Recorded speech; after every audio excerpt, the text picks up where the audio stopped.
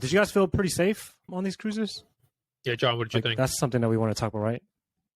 Well, so like this is kind of like an overall going on vacation currently right now discussion, right? Yeah.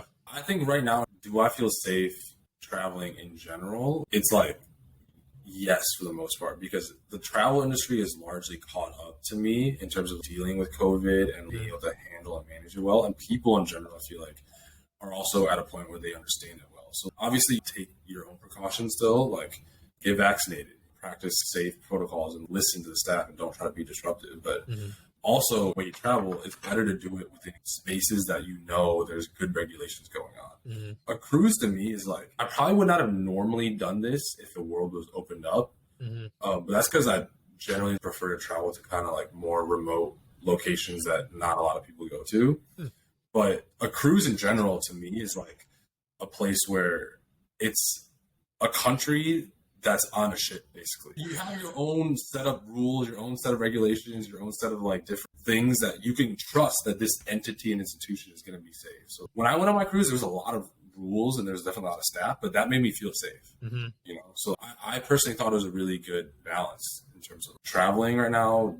No, that's a really great point. And like, I was kind of looking back because obviously in the past year, we didn't do any traveling. And then I was like, wait a second, like the past few months, we've been nonstop. And it's because we got vaccinated. And right away, we went to Iceland. Then I went to visit my mom in Atlanta. Then I did a whole road trip with my dad and my brother in California. We did like Yosemite, San Francisco, Big Sur, San Diego. Like, I think once you understand where you can travel safely, you know, especially if you like nature, you can do road trips that way. You don't have to be in a crowded place.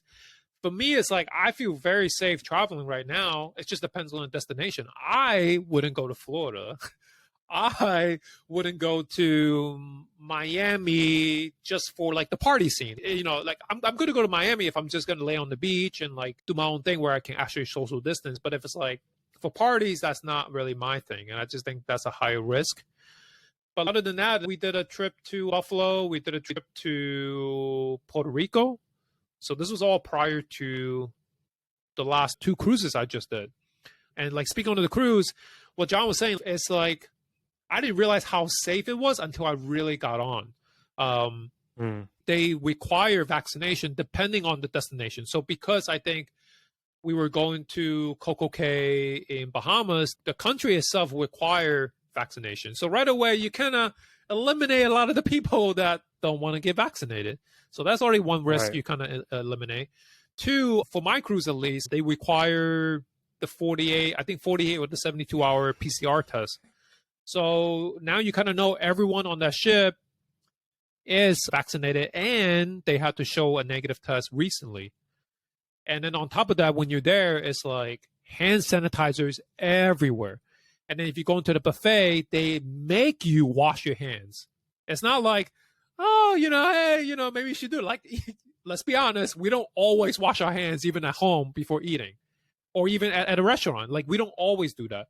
But they make sure you do that on the ship.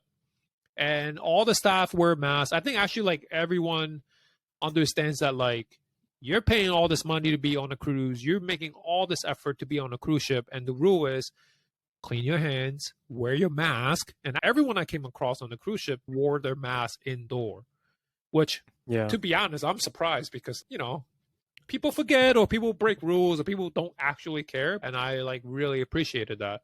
And they literally had staff, you know, like the cleaning staff, they make sure they kind of like watches over you to make sure if you're sitting at this table, the next table next to you or the next 2 tables are blocked off. Like they put down signs that's like blocking off. So like they actually are enforcing social distancing, which I'm impressed. Like they are able to pull it off. And like, I feel like they have to, right? Yeah. It's kind of and like all the initial infections and what scared a lot of people. Like, oh, we have a cruise ship full of COVID infected passengers. Like, man, don't bring the cruise ship to our dock. Yeah. But that was, you know, the cruise industry and the cruise ships, like they were put in a really tough position because they wanted to get the people off and get them home safely, but it's the countries that didn't even let them get off. So it wasn't like the ships had a choice. It was really up to each country's comfort level and protocols and things like that.